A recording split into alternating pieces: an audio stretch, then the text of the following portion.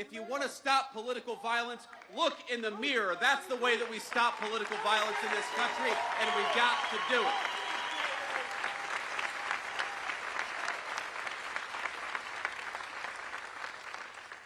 And while we're all mourning and rooting for and praying for everybody who was injured at that ICE facility, and as far as we know, it looks like some of the detainees, in other words, some of the potential illegal aliens, were some of those who were affected. Look, just because we don't support illegal aliens, we don't want them to be executed by violent assassins engaged in political violence either. So we're praying both for our ICE agents, but also for everybody who's affected by this terrible attack.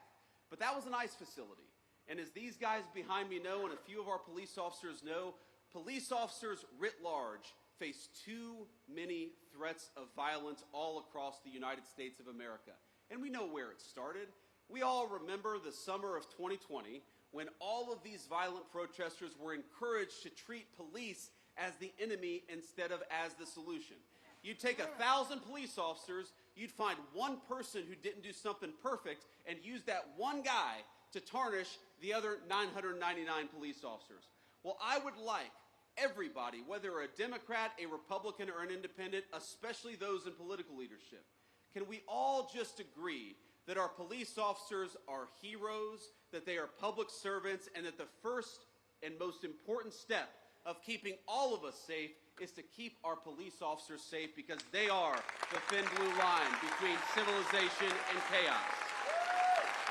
Thank you all.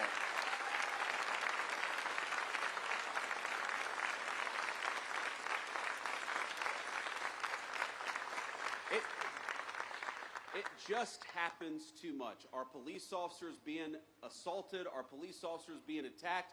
You have these crazy attacks where you have a cop in a squad car who's enjoying their lunch break, and somebody comes up and summarily executes them before the cop even had a chance. It happens way too much, and it happens because too many of our political leaders have encouraged it.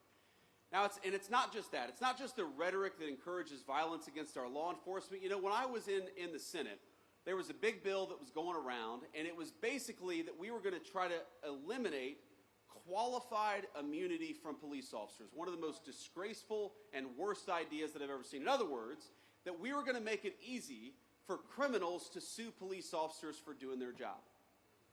Now, does anybody think, when you see the fake news media and the way they attack our police officers, does anybody think that we need to make it harder for our police to do their job? No.